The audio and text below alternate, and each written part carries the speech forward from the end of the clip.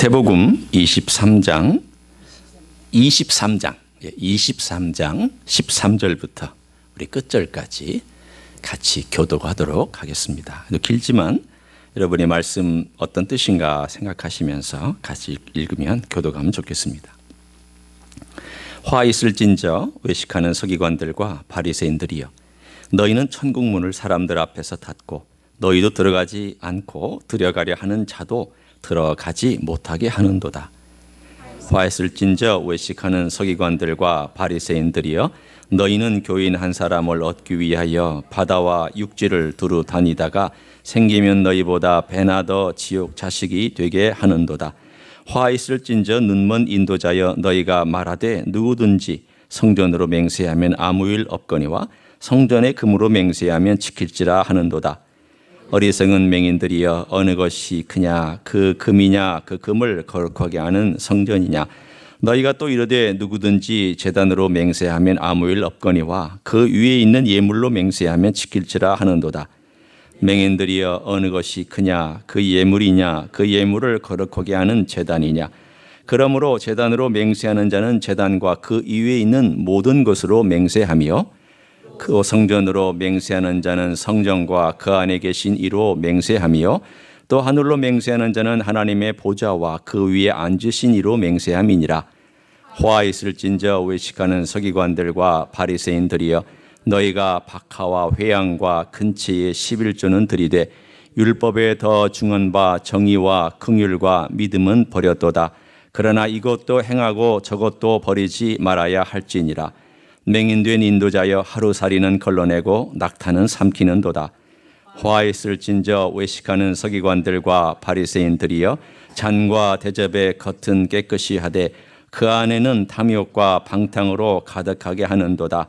눈먼 바리새인이여, 너는 먼저 안을 깨끗이 하라. 그리하면 겉도 깨끗하리라. 화 있을진저 외식하는 서기관들과 바리새인들이여, 회칠한 무덤 같으니 겉으로는 아름답게 보이나 그 안에는 죽은 사람의 뼈와 모든 더러운 것이 가득하도다. 이와 같이 너희도 겉으로는 사람에게 옳게 보이되 안으로는 외식과 불법이 가득하도다.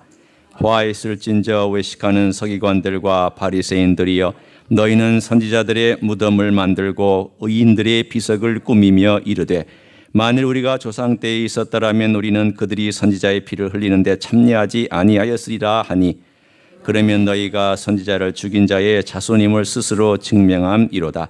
너희가 너희 조상의 분량을 채우라. 뱀들아, 독사의 새끼들아, 너희가 이렇게 지옥의 판결을 피하겠느냐.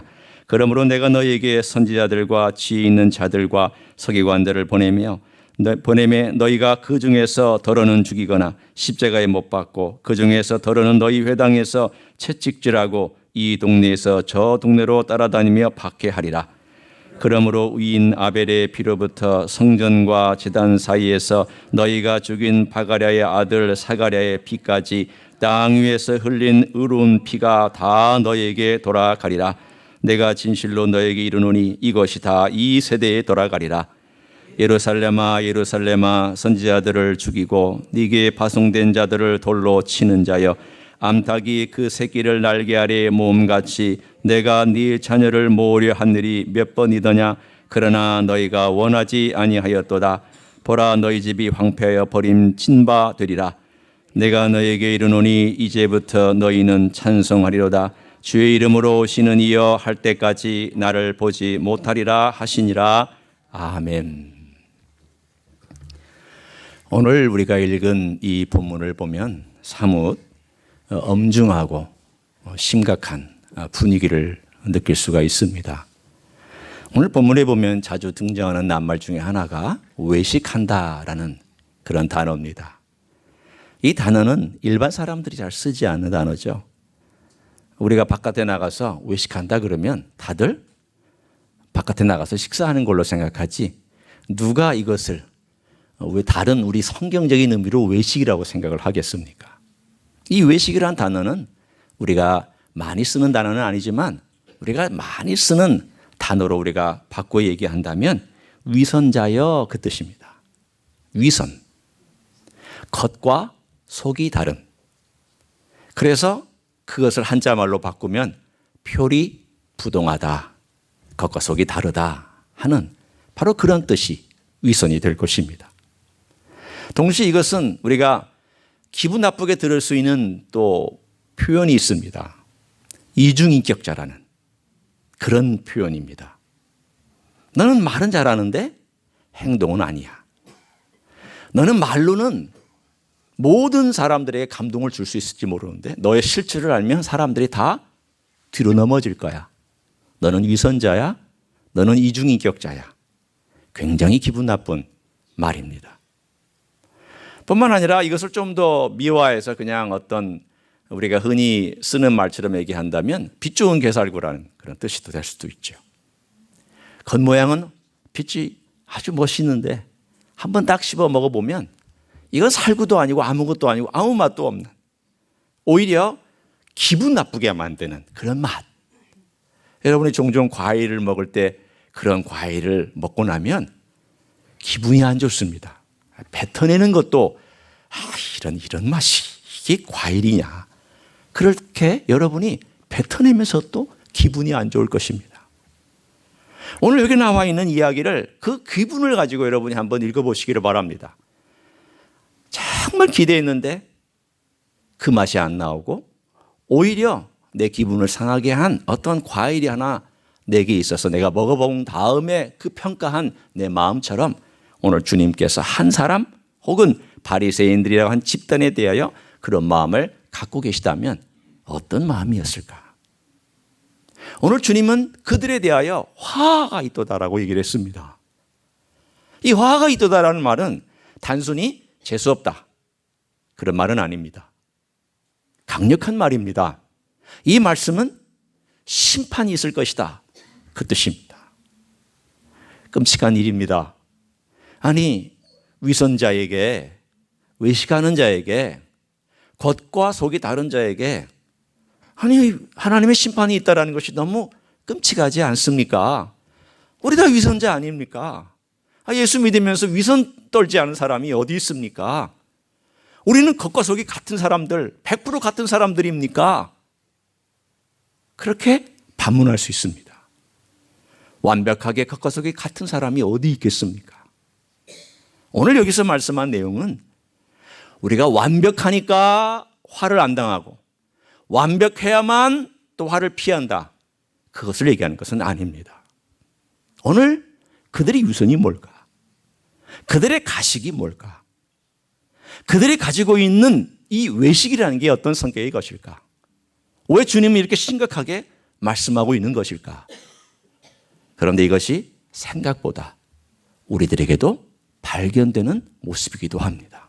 우리 오늘 그 문제를 다루면서 소망의 메시지 또한 함께 다뤄보려고 합니다. 왜냐하면 바리새인들이 그 당시에 일반 사람들은 바리새인들이 이렇게 가증스러운 존재인지를 몰랐습니다. 누구만 알고 있었냐면 주님만 그들의 속을 뚫고 보셨기 때문에 알고 계셨습니다.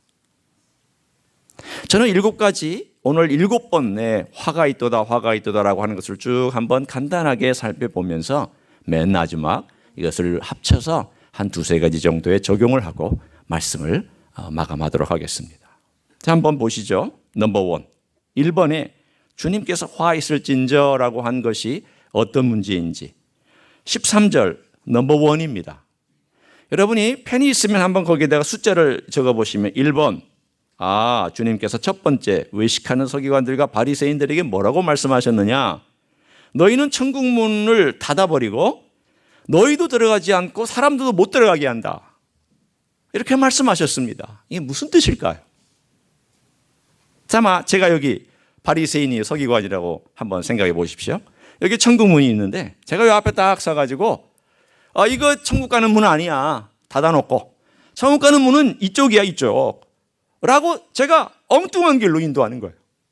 그런데 그들이 이 천국 문을 일부러 닫은 거 아니에요. 악하기 때문에 닫은 거 아니에요. 내가 악하고 내가 의도적으로 천국 문을 닫는 게 아니라 그들은 의도하지 않았는데 천국 문을 닫아버린 거예요. 그리고는 엉뚱한 길로 인도해요. 왜 그럴까요? 그들의 전제 조건과 그들의 사상 체계가 천국문과 관련 없는, 천국과 관련 없는 출발과 과정이 그들의 삶 가운데, 그들의 이론 가운데 있기 때문입니다. 마치 이런 예와 비슷합니다. 여러분, 설계 도면을 했어요. 그 사람이 설계 도면을 해서 설계를 했습니다. 집을 지으려고. 근데 이 사람이 설계가 경험이 없는 사람이에요. 그래서 자기 나름대로 막 설계해서 도면을, 내가 정말 경험 많은 사람입니다, 나는 정말 전문가입니다라고 해서 설계 도면을 주어서 이 건축을 한, 이게 설계를 하는 것에 따라서 시공하는 사람이 집을 지었어요. 건물을 지었어요. 근데 설계도 자체가 문제가 있는 설계도를 가지고 건물을 지으면 이 건물이 오래 갈까요? 오래 가지 못할까요? 오래 못 갑니다. 문제 생깁니다. 지진하면 무너질 것입니다. 아니, 지진 나기도 전에 문제가 생길 것입니다. 또 하나 예를 들면 공산주의입니다. 여러분, 공산주의가 뭐가 잘못됐을까요?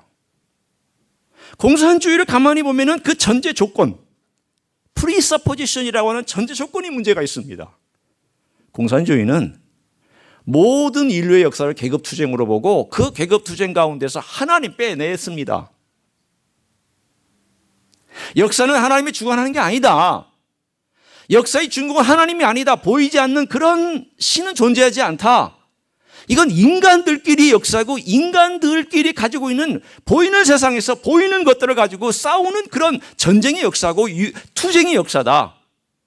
출발부터가 그들은 하나님을 배제했습니다. 그럼 하나님을 배제하면 그 사상체계는 어떤 것일까요? 거짓이죠. 우리 입장에서 보면 그들은 아니라고 하겠지만 우리가 있는 이 모든 상황에서 보면 그들은 그들의 전제 조건과 모든 체계가 다 그들의 사상, 그들의 가지고 있는 것 위에 세워진 것들입니다. 여러분, 다른 종교는 어떤가요? 불교를 보세요. 불교도 그들의 전제 조건이 있고 사상 체계가 있어요. 그들에게는 인격적인 신은 존재하지 않습니다. 불교와 기독교가 같이 가지 못해요. 왜냐하면 우리는 인격적인 신을 믿고 있고 불교는 인격적인 신을 믿지 않아요. 같이 갈 수 없어요. 그들은 그 사상체계 위에, 그 전제 조건 위에 자기들의 탑을 쌓았기 때문에 그 탑이 옳고 그른 것을 하나님이 평가하셔서 나중에 모든 것들을 다 보여주시겠지만 우리는 성경에 근거해서 그것을 얘기할 수가 있죠. 마호메 교는 어때요? 이슬람은 하나님에 대하여 편견을 가지고 있어요. 하나님은 절대 주권, 사랑이나 용서나 희생이나 이런 신의 개념을 이슬람교는 갖고 있지 않아요. 그들의 전제 조건 속에 잘못된 전제 조건을 가지고 탑을 쌓았기 때문에 이거 문제가 심각해요. 유교는 어때요? 유교는 그들의 전제 조건은 보이지 않는 세계는 우리의 관심사가 아니다. 우리는 이 땅에 사는 동안 얼마나 도덕적으로 사느냐, 얼마나 윤리적으로 사느냐, 우리의 행위가 얼마나 도덕적이고 선을 행하느냐, 여기에 전제 조건을 깔고 이 모든 것들을 탑을 세워놨어요. 따라서 그들에게는 하나님의 구원을 하나님이 주신다라고 하는 개념은 생뚱맞은 거예요. 왜? 내가 선을 행해야 되고 내가 덕을 이루어야 되고 내가 적선을 해야 되고 내가 모든 것을 만들어내서 보배로운 사회, 도덕적인 사회를 만들어가는 것이 유교의 이상사회이기 때문이죠. 이 모든 것들이 어디에 근거를 두고 있느냐? 행위 내지는 인간 중심, 모든 전제조건 프리서포지션이 다르기 때문에 결과가 다를 수밖에 없어요. 생각해 보십시오. 제가 이 모든 것들을 가만히 놓고 한 대다섯 개의 종교를 놓고 생각할 때 만약 내가 객관적인 입장에서 고르라고 한다면 뭘 고를까? 저는요, 서슴없이 기독교를 고를 것입니다. 왜냐하면 인격적인 하나님을 가르쳐 주는 데가 어디 있어요? 희생하는 하나님을 가르쳐 주는 데가 어디 있어요? 우리를 위해서 이 땅에 내려오셔서 인간이 되셔서 우리의 죄를 대신해서 죽는 그런 하나님의 개념이 어디에 있어요? 불교에 있어요? 유교에 있어요? 마음의교회에 있어요? 세상에 있는 다른 어떤 무당 종교에 있어요? 존재하지 않아요. 오로지 기독교에만 그것이 존재하고 그 근거 위에 기독교가 세워져 있어요. 생각해 보십시오. 그런데 이 바리새인들과 서기관들의 문제가 뭘까요? 이 바리새인들과 서기관들은 유교하고 똑같아요. 유교적 개념으로 생겨난 것들이에요. 다른 말로 얘기하면 내 행위를 가지고 내가 천국에 들어가느냐예요. 내가 천국에 들어갈 티켓을 얻을 수 있는 것이 내가 얼마나 선을 행하며 얼마나 율법을 지키며 내가 얼마나 하나님의 마음을 기쁘게 해드리며 하나님을 흡족하게 만들어 드릴 수 있느냐. 내가 흡족하게 하면 천국에 들어가는 거고 내가 하나님을 흡족하게 하지 못하면 천국에 못 들어가는 거예요. 이런 사상체계를 가지고 있으니까 처음에 전제 조건부터 천국 문을 딱 막아버린 거예요. 왜? 천국은 내가 들어가는 거예요. 내가 만들어 들어가는 거예요. 내 노력으로 들어가는 거예요. 내 공로로 들어가요. 하나님이 도와주시는 것은 율법을 주신 것밖에 없어요. 그러면 천국 문을 딱 닫아놓고 이걸 계속 가르치면 내 가르침을 받은 자도 엉뚱한 길로 갈 것이요 나와도 엉뚱한 길로 가서 천국 문은 딱 닫아놓은 거나 마찬가지로 천국으로 들어가려고 하지도 않고 들어갈 필요도 없어요. 주님은 그들의 화에 대하여 말씀하시기를 너희는 이미 출발부터 글렀다라는 거예요. 여러분, 여러분이 어떤 사상을 따라가느냐에 따라서 여러분의 운명이 결정됩니다. 여러분이 어느 길에 서 있는가에 따라서 그 길이 결정돼 버려요. 두 번째도 1번과 비슷해요. 자, 두 번째로 한번 보세요. 15절입니다. 그들은 교인 한 사람을 얻기 위하여 바다와 육지를 두루 다니며 생기면 그 사람들보다 배나 더 지옥의 자식을 만든다. 이걸 바꿔 얘기하면 이런 뜻입니다. 너희는 참 열심이다. 다른 말로 얘기하면 지옥의 자식을 만드는 데 열심이다. 왜 지옥의 자식을 만들까요? 출발이 잘못됐기 때문에 결과가 잘못된 거예요. 아무리 열심을 내도 잘못된 전제 조건과 잘못된 진리 위에 서면 결과는 지옥이에요. 주님은 명확하십니다. 여러분, 제가 여러분을 협박하려고 얘기하는 거 아닙니다. 저도 지옥 얘기하고 싶지 않습니다. 끔찍한 그 장면을 저도 여러분에게 설명하고 싶지 않습니다. 그러나 주님이 말씀하셨잖아요. 지옥 얘기를 꺼내셨잖아요. 이 땅에 살아가는데 내가 전제 조건을 가지고 하나님이 계시다는 것과 주님께서 이 땅에 오셨다는 그 전제 조건 아래 성경은 우리들에게 이게 복음이다. 이것 믿어야 된다 가르치는데 아니 괜찮아요. 이 정도 없어도 돼요. No thank you. 감사하지만 괜찮아요. 만약에 그렇게 살다가 막상 그 결론과 결말을 딱 맞이했더니 너 잘못 살았다. 너 엉터리였다. 너 출발이 잘못됐다. 만약에 그렇게 얘기한다면 그때 가서 여러분이 아니 이게 다 틀렸단 말이냐. 우리가 쓰는 말이 있잖아요. 잘 끝에 갔는데 그게 잘못된 거라면 사투리로 뭐라 그래요? 에? 뭐라 그래요? 전라도 사투리로. 많이 쓰는 말이 있잖아요. 오메 여기가 아닌가벼. 오메 여기가 아닌가벼. 그러면 기회가 주어질까요? 아니요. 오메 여기가 아닌가벼. 그래서 그 다음 나오는 말이 있어요. 아까만치로. 원래대로 좀 옛날대로 좀 돌아갔으면 좋겠다고. 경상도 말로 돌리도 아무리 해도 돌아오지 않아요. 돌려낼 수가 없어요. 끝이. 여러분 인생을 어디에 세우는지 잘 보셔야 돼요. 우리 주님께서 산상수훈의 결론이 무엇이었습니까? 너 세우는 건축 잘 세워야 된다. 네 인생 잘 세워야 된다. 바위 위에 세울 거냐? 모래 위에 세울 거냐? 모래 위에 세우는 것은 쉽다. 누구든지 많이 세우는 일이다. 바위 위에 건축하는 것은 대단히 어렵다. 여러분 바위 위에 세우는 것이 왜 대단히 어려운 줄 아세요? 시간을 많이 들여야 돼요. 제가 한국에서 건축해 봐서 알아요. 어떻게 건축을 했느냐? 제가 건축한 땅은 무른 땅이었어요. 그러니까 사실은 바위가 있으면 돈은 많이 들지만은 바닥이 든든하거든요. 바닥이 든든하기 때문에 이 바위를 평평하게 만들고 이 파운데이션을 든든하게 세우기 위해서 굉장히 시간이 많이 걸려요. 왜? 이 바위가 내가 원하는 대로 딱 이렇게 정사각형으로 놓여 있는 바위가 세상에 어디 있겠어요? 바위는 막 울퉁불퉁 이렇게 있을 거 아니겠어요? 지하에 그게 있으면 그거를 잘 깎아야 되는데 이게 대단히 어려운 작업이고 돈이 많이 들어가는 작업이에요. 그러나 일단 바위가 있으면 튼튼해요. 오래가요. 안전해요. 지진이 나도 잘 견뎌요. 그런데 제가 건축한 저희 교회 그 땅은 무른 땅이었어요. 그래서 파고 들어갔어요. 15m까지 팠어요. 15m면 지하 5층의 깊이에요. 팠더니 그 아래에 아주 단단한 흙들이 있었어요. 그러니까 이 압력에 눌려가지고 아주 단단한 흙들이 있는데 그 설계하신 분이 이렇게 얘기를 합니다. 목사님, 이 흙도 안전하지 않습니다. 이것이 파운데이션이 되려면 바위처럼 만들어야 됩니다. 그래서 그 흙 위에다가 시멘트를 부었어요. 무려 3m 이상 되는 한 높이가 한 요 정도 돼. 여기서부터 3m 높이에 되는 만큼을 시멘트를 잔뜩 부었어요.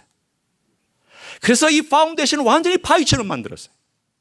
그 땅 위에 시멘트를 완전히 한 3m, 2m 50에 3m를 다 부어가지고 전체 지하의 바닥이 바위처럼 만든 다음 거기에다가 지하 1, 2층, 3층의 건물을 세웠어요.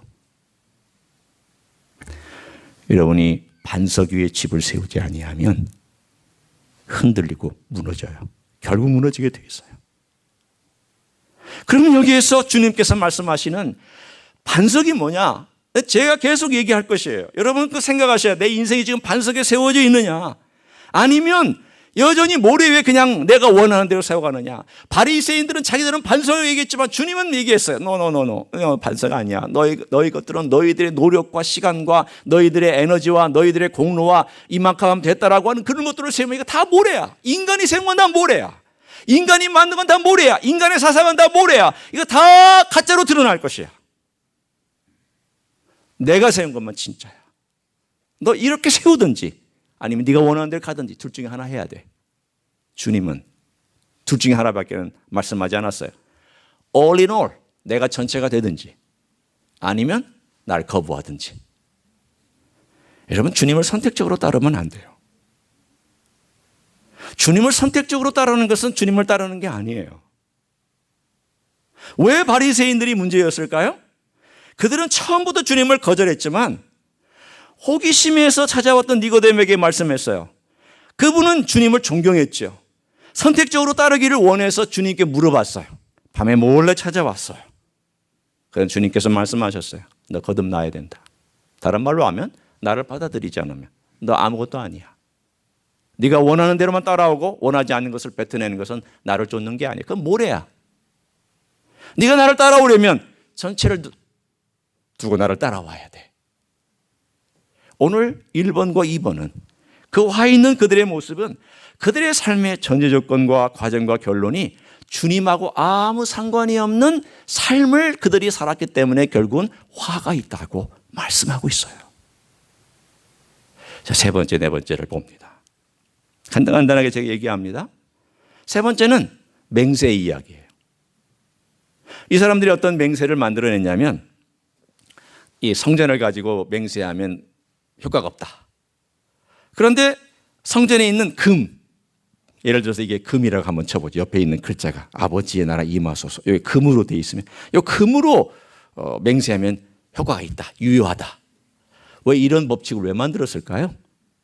여러분 같으면 이런 법칙을 왜 만들었을 것 같다고 생각하세요? 웃기지 않아요? 아니 성전이 더 크면 성전으로 맹세하면 더 효과가 크고 성전의 안에 붙어있는 금딱지나 성전 안에 있는 어떤 금으로 이렇게 보관해 놓은 헌물로 들어온 금 같은 걸로 맹세하면 그게 무슨 의미가 있을까라고 우리 이렇게 생각하지만 이 사람들은 그렇게 생각하지 않았어요. 왜 그랬을까요? 이런 이유 때문이에요. 성전은 어차피 내가 못 건들 거니까 나하고 상관없는 거니까 나한테 유효하지 않아요.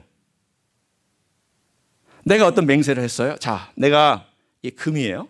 이거 걸고 내가 맹세할게. 그러면 내가 맹세가 안 지켜지면 어떻게 해요? 이 금은 빼앗기는 거죠. 맞아요? 틀려요? 맞죠? 이거 대가가 있는 거예요. 그러면 이거 유효해, 유효하지 않아요? 맹세의 이야기로 유효한 조건이 돼요. 상대방이 그 맹세를 받아들일 수 있는 유효해요. 왜? 우리의 컨트롤 안에 있으니까. 내 컨트롤 밖에 있어요. 자, 내가 이 건물을 걸고 맹세할게. 그러면 사람들이 웃긴다 그렇게 얘기할 거예요. 그 네 거 아니잖아. 네가 맹세하는데 무슨 의미가 있어? 네 것도 아닌데. 성전은 누구 건데요? 하나님 거잖아요. 그럼 하나님 거 가지고 맹세하면 원래 하나님 건데 네가 맹세해봤자 무슨 그게 상거래 원칙이나 경제 원칙에 유효해? 아무 의미가 없잖아. 그러니까 무효한 거야. 그래서 그들은 그런 원칙들을 세워놓은 거예요. 성전으로 맹세하면 무효. 성전의 금으로 맹세하면 유효. 제단 이거 못 건드리는 거니까 무효. 제단의 재물 이건 유효. 왜? 가져올 수도 있고 빼앗길 수도 있고 내가 취해갈 수도 있으니까. 얼마나 웃기는 이야기예요. 이 모든 기준을 누가 정했어요? 장로들이 정한 거예요. 하나님이 정한 게 아니고. 자기들이 원하는 대로 기준을 정해놓고 이것이 옳다 그러다를 만들고 있는 그들의 모습을 보면서 주님께서 한마디로 너희들 참 이중적이다. 왜 하나님 그분에 대해서는 하나님의 뜻과 기준을 따라가지 아니하고 너희들의 이익과 너희들이 얼마나 유효하냐를 따라가는 이 어리석은 인생들아 라고 주님이 꾸짖고 계시는 내용이에요. 여러분 이것이 그들만의 문제일까요? 아니에요. 잘 들어보세요.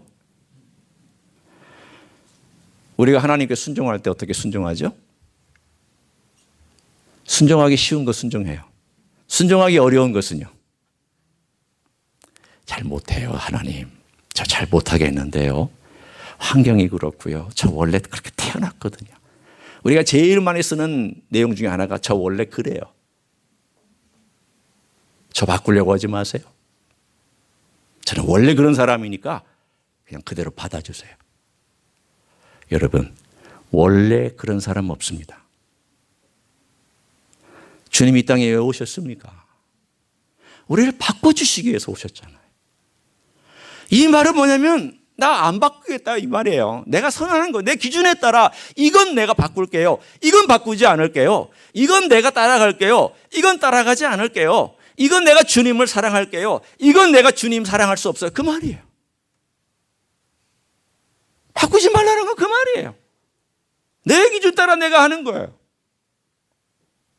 우리 그리스도인에게 적용되는 문제 아니에요? 제가 얘기했습니다. 예수님을 따르는 것은요, all in all이라고. 다 따라가든지 아니면 안 따라가든지예요. 내 삶도 오픈할 때 다 오픈하든지 아니든지예요. 여러분 이것은 제가 여러분이 오픈하자마자 다 갑자기 변화받고 갑자기 성이 된다는 그런 뜻은 아니에요. 내 삶을 주님께 오픈하는 거예요. 위선자가 아니라 주님 앞에서는 위선자가 되지 말라는 뜻이에요. 주님 앞에서 가식을 부리지 말라는 거예요. 주님 앞에서 가면 쓰지 말라는 거예요. 제일 어리석은 사람은 주님 앞에서 가면 쓰는 사람이에요.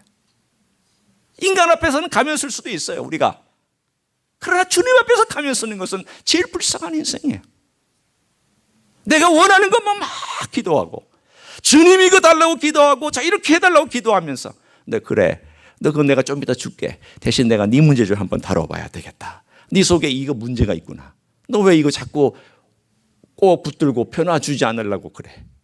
너 이거 참 나쁜 건데 왜 이거 너 가지고 내 앞에 나와서 기도하지 않고 너 그거 주님 안 돼요. 이건 절대 변화시킬 수 없어요. 제가 아무리 노력했는데 안 돼요 라고 너 자꾸 얘기하는 것이야. 내가 왜 십자가에서 죽었는데 너를 구원하지만 구원한 다음 네 삶이 변화되는 걸 위해 내가 죽었잖아. 내 피가 어떤 능력이 있는데 내 피가 그렇게도 무능력하니? 내 십자가의 능력이 그렇게도 무능력하니? 너를 변화시킬 수 없을 정도로 무능력한 거야? 너는 왜 내게 이것 안 된다고 고백하지 못해? 왜 이 문제가 어렵다고 가지고 나오지 못하는 거야? 내가 널 도울 수 있는데 내가 널 변화시킬 수 있는데 왜 내게 이야기하지 않는 거야? 여러분 우리 주님께 변화되지 않는 그것을 오히려 더 노출할 수 있고 가식적이지 않은 마음으로 주님께 고백할 수 있는 것 그거 하라고 주님 말씀하시는 내용이에요.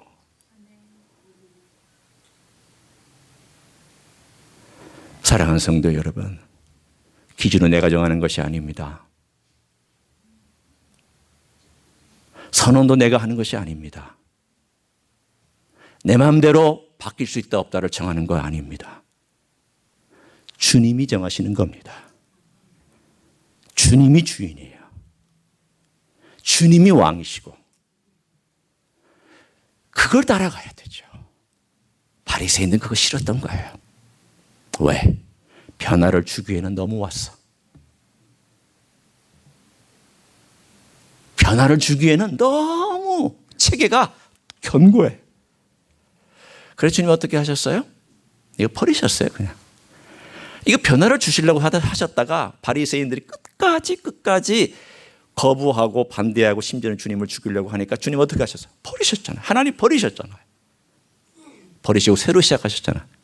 그게 여러분이에요. 여러분이 새 포도주를 새 부대에 담은 새 포도주 같은 분들이에요. 그러면 이제 여러분이 새 포도주가 되었는데 묵으면 안 되잖아요. 묵으면 안 돼요. 묵으면 안 돼요. 늘 성령님으로 새로워져야 돼요. 늘 새로워지는 그것을 우리는 오늘 본문에서 내 마음대로 내가 하면 묵어지게 되어 있어요. 바리새인처럼 되게 되어 있어요. 그리스도인들 중에 수많은 사람들이 바리새인들의 길을 걸어갔어요. 수많은 사람들이 잘 출발했다가 바리새인처럼 형식과 종교성과 행위와 봉사와 외적인 것과 눈에 보이는 것과 인정받는 것과 지위와 명예와 그리고 화려한 것과 보이는 것에 집중해서 넓은 길로 가버렸어요. 여러분, 우리는 그렇게 살면 안 돼요. 좁은 길로 가셔야 돼요. 좁은 길은 어려운 길이에요. 여러분, 제가 얘기할까요? 좁은 길은요, 여러분, 고생하는 길이 좁은 길이 아니에요. 내가 주님을 위해서 헌신하고 목숨 걸고 핍박받는 길이 좁은 길이다. 예, 결과론적으로는 맞지만 좁은 길의 정의를 다시 생각하셔야 돼요. 좁은 길로 가라. 이건 뭘까요? 주님께 항복한 거예요. 주님께 항복한 길이 좁은 길이에요. 주님께 항복하지 아니하면 여러분 넓은 길 가는 사람들이에요. 계속해서 내 삶 가운데서 내가 주님께 항복하지 않은 영역들이 발견되거든 손 들고 항복하셔야 돼요. 주님, 저는 이게 정말 잘 항복이 안 되는데요. 말투가 항복이 안 된다면, 예를 들어 말투가 항복이 안 돼요. 까칠해요. 남들에게 상처 줘요. 또 남들을 정죄하고 심판해요. 이거 잘 안 돼요. 정복이 안 돼. 그럼 어떻게 해야 돼요? 좁은 길 가려면 이 정복 안 된 이거를 주님께 항복하고 주님께 맡겨드리는 거예요. 주님, 저는 정말 제가 이거 잘 변화시켜 주려고 하지만 안 됩니다. 주님, 어떻게 해야 됩니까? 제가 어떻게 해야 좁은 길 갑니까? 첫 번째 조건은요, 항복하는 거예요. 항복하셔야 돼요. 항복하는 것이 좁은 길 가는 첫 번째 길이에요.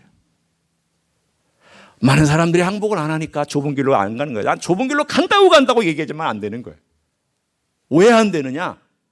때가 되면 확 터져요. 때가 되면 막 쏟아넣어요. 때가 되면 사람들 아프게 해요. 때가 되면 내가 왕이 돼요. 때가 되면 내가 지배해요. 왜? 내 노력으로 이걸 해왔기 때문이에요. 좁은 길 아니에요. 넓은 길이에요.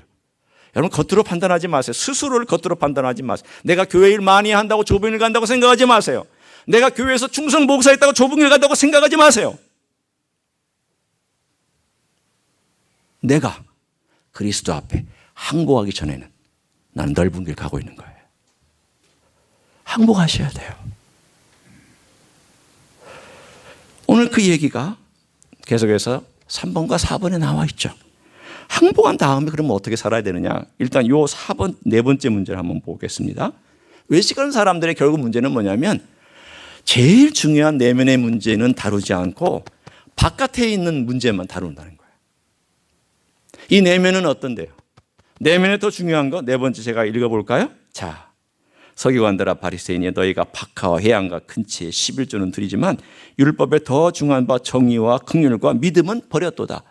저는 개역 성경에 나와 있는 내용이 더 좋아요. 의와 인과 신은 버렸도다. 외우기도 편해요. 의와 인과 신은 버렸도다. 왜요? 11조 드리는 건 이건 주님께서 명령하신 거니까 우리가 11조 당연히 해야죠. 그런데 문제는 뭐냐면 11조 드리는 것까지는 오케이. 잘하는 건데 그 내면의 의, 공평함과 정직함과 공정함 빠졌어요? 인자로움과 사랑과 용서와 긍휼 빠졌어요? 신실함과 진실함과 사람들에게 믿을 만한 것들 주는 것 빠졌어요. 왜? 겉에 있는 모양에 막 시간 쏟으니까 내면을 돌아볼 시간이 없는 거예요. 여러분 보세요. 여러분 바쁘게 살면 자기 내면 돌아볼 시간 없어요. 정신없이 봉사하면 자기 내면 앉아서 생각할 시간 없어요. 바깥으로 이것도 하고 저것도 하고 막 자기 취미생활하고 운동하고 심지어는 막 교회도 열심히 하고 전도도 하고 막 돌아다니면 자기 내면 돌아볼 시간 없어요. 내면은 언제 돌아보시겠어요?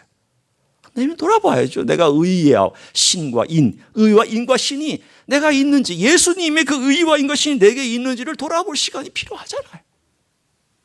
내면을 돌아봐야죠. 내면을. 뭐가 더 중요한지. 결국은 좁은 길 가는 사람은 먼저 항복해야 되지만 두 번째, 세 번째, 네 번째와 우리가 보면은 당신이 그 좁은 길을 가면서 누구를 힘입어서 그 길을 계속 가고 있느냐를 물어보시라는 거예요. 누구의 의와 누구의 인과 누구의 신을 신고 있느냐예요. 입고 있느냐예요. 가지고 있느냐예요. 여러분, 우리가 살아가는 동안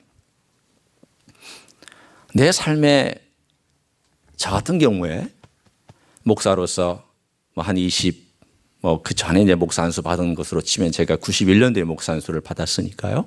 28년째고요. 제가 한국에 가서 목회를 부목사로부터 시작해서 목회한 걸 따지면 92년도부터니까 27년째고요. 단독 목회 개척해서 교회를 했던 것은 12년 동안 제가 한국에서 하다 왔고요. 한 10년 동안은 홍정일 목사님하고 부사역자로서 제가 사역을 했고요. 27년을 쭉 살아오는 제 자신의 삶을 이렇게 되돌아봅니다. 되돌아보면 참 많이 제가 넓은 길로 갔어요. 왜 넓은 길로 간 줄 아세요? 제 의지와 제 힘과 제 뜻과 제가 원하는 욕망대로 행한 적이 많았기 때문이에요. 겉으로는 다 주님을 위한 것이었어요. 겉으로는 주님의 영광을 내세웠어요. 겉으로는 다 주님께 영광 돌리고 주님의 은혜라고 내세웠어요. 그러나 정작 각기 전투하는 세세한 부분에 들어가서 내가 다 알아서 했어요. 내가 조종하고 내가 왕이 되고 내가 명령하고 내가 행하고 내가 이룩하고 내가 탑을 세웠던 거예요. 그것들은 어떻게 될까요? 다 무너지게 되어 있어요. 저 그것 때문에 회개 많이 했어요. 주님, 제가 이렇고 이런 것들 때문에 제가 정말 회개합니다. 이런 부분들은 제가 볼 때 좀 미묘한 것들도 있어요. 섞여 있는 것도 있고, 어떤 건 명확하게 제 욕망이 있고, 어떤 것들은 미묘하게 섞여 있고, 어떤 건 정말 제가 순수하게 했던 것도 있어요. 그러나 제 안에서 주님께서 계속 보여주시는 그러한 내 욕망과 내 욕심을 따라 걸어갔던 길은 넓은 길이에요. 이게 주가 되면 멸망하는 거예요. 그렇게 하시면 돼요. 이게 메인스트림이 되면 멸망하는 거예요. 화 있을진저에 해당되는 거예요. 여러분의 메인스트림이 뭔가를 보셔야 돼요. 메인스트림이 첫째, 주님께 늘 항복하려고 준비되어 있느냐예요. 십자가 앞에 나와서 항복하려고 준비되어 있느냐예요. 두 번째는 항복하고 나서 내 안을 뭘로 채우느냐예요. 여러분이 항복하고 나서 그냥 가만히 있으면 안 되잖아요. 뭘로 채워야 돼요? 내 내면을 채워야 돼요. 주님의 의와 주님의 인과 주님의 신으로 채워야 돼요. 주님으로 옷 입어야 돼요. 그리고 세 번째, 이 주님의 의와 주님의 인과 주님의 신이 내 안에 들어와서 자리 잡으려고 할 때 이걸 방해하는 세력들에 대하여 여러분이 적절하게 조치를 취할 줄 알아야 돼요. 뭐가 그런 것들이 있을까요? 여섯 번째, 다섯 번째, 여섯 번째 그 조건들이 나와요. 읽어드립니다. 듣기만 해주셔도 돼요. 다섯 번째 25절. 화 있을진저 외식하는 서기관들과 바리새인들이여 잔과 대접의 것은 깨끗이 하되 그 안에는 탐욕과 방탕이 가득하도다. 여섯 번째 27절. 화 있을진저 외식하는 서기관들과 바리새인들이여 회칠한 무덤 같으니 겉으로는 아름답게 보이나 그 안에는 죽은 사람의 뼈와 모든 더러운 것이 가득하도다. 이와 같이 너희도 겉으로는 사람에게 옳게 보이되 안으로는 외식과 불법이 가득하도다. 이걸 우리에게 적용하면 이런 뜻이죠. 네가 하나님을 따라가는데 주님을 따라가는데 너를 방해하는 것이 끊임없이 네 안에서 나타날 것이다. 그거는 방탕함이다. 그거는 욕망이다. 그것은 불법이다. 그는 외식들이다. 모든 더러운 것들이다. 죽을 때까지 너희를 떠나지 아니하고 너를 방해할 것이다. 못 가게 할 것이다.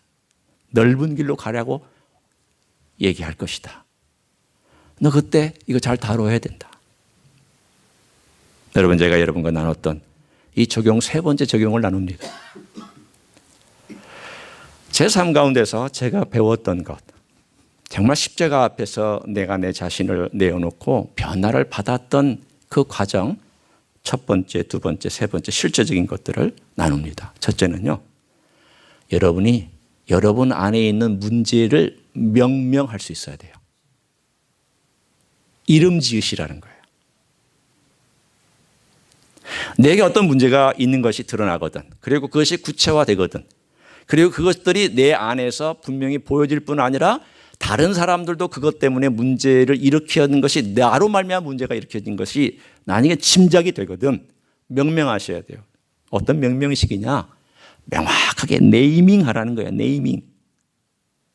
주님, 저는 이게 문제예요. 이렇게 하시라는 거예요. 주님, 저는 죄인이에요? No, 그거 안 해요. 다 바리새인도 그렇게 얘기할 수 있어요. 모든 그리스도는 다 이 습관처럼 죄인이라고 얘기를 해요. 그거 아니에요. 뭐가 죄인인지를 알아야죠. 뭐가 문제인지를 알아야죠.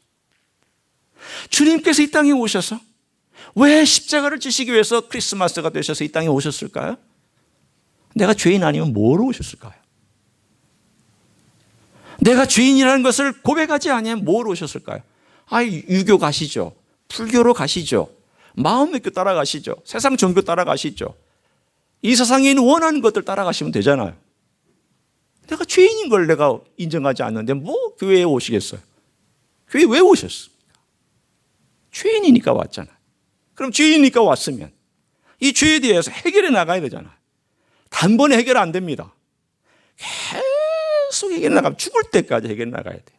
해결해 나가려면 어떻게 해야 돼요? 이름을 지으셔야 돼요. 이름을 지으려면 여러분이 생각하셔야 돼요. 어떤 생각을 해야 되느냐?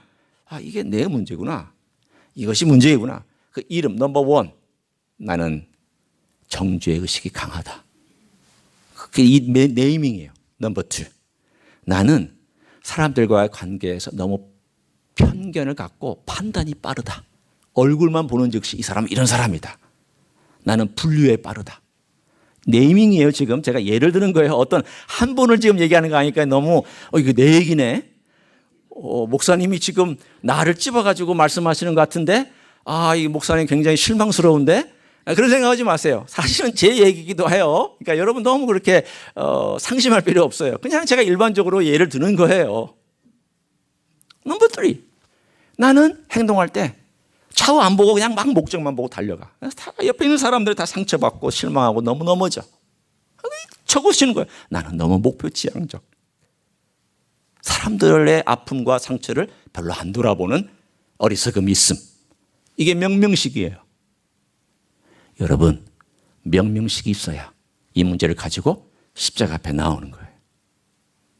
십자가 앞에 나와서 이걸 가지고 여러분이 주님께 올려놓으세요. 주님, 저는요 자꾸 남을 빨리 판단하는 이 문제가 심각해요. 지금 제가 이거 어떻게 하면 될까요? 주님, 이거 먼저 용서해 주시고, 주님의 보혈로 씻어 주시고, 주님의 보혈로 덮어 주시고, 그리고 저를 변화시켜 주시기를 원해요. 이게 두 번째예요. 첫 번째는 명명하는 거고요. 두 번째는 명령을 가져와서 주님의 보혈 앞에 올려다 놓는 거예요. 그래서 주님의 보혈이 그 작동하도록. 여러분, 주님의 보혈이 자동적으로 작동하는 줄 아세요? No.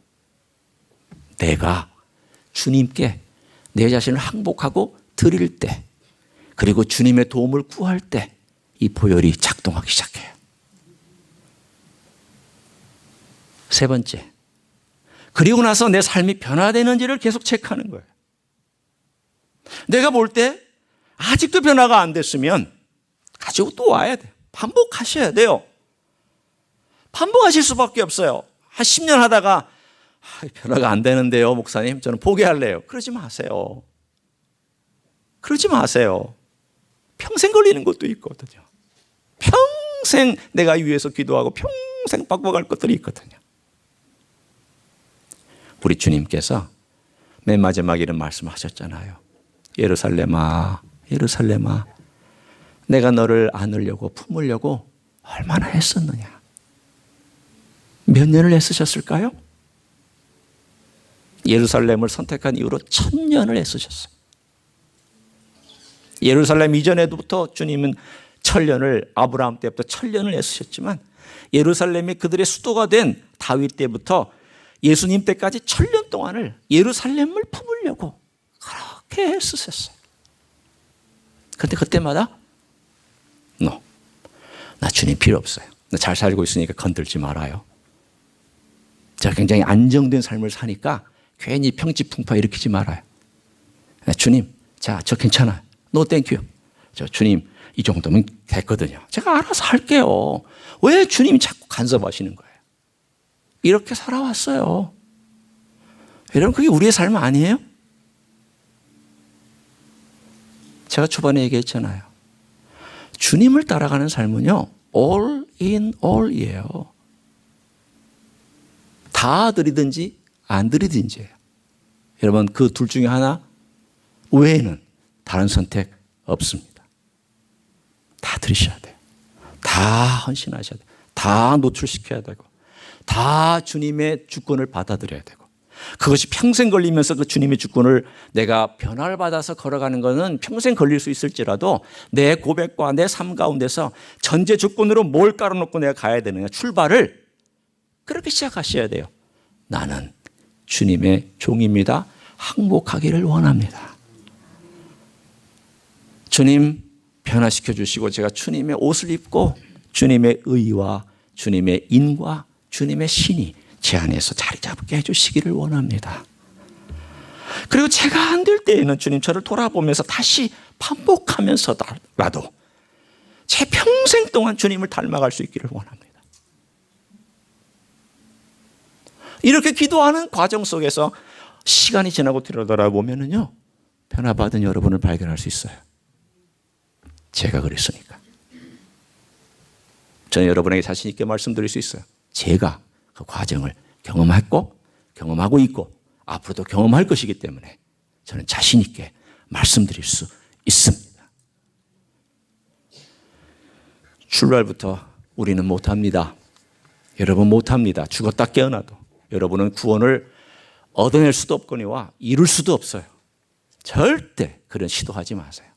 그냥 주님께 부지런히 항복하고 부지런히 주님께 옷 입혀달라고 요청하고 그리고 부지런히 주님 앞에서 내가 걸어가고 있는 또 점검하면서 이 땅 위에서 끔찍한 삶으로 결말내지 마시고 금쪽 같은 정말 보배롭고 멋지고 아름다운 예수님이 원래 오신 목적에 맞게 십자가의 길을 따라 좁은 길을 걸어가는 여러분 되시기를 예수님의 이름으로 간절히 축원합니다. 기도하시겠습니다.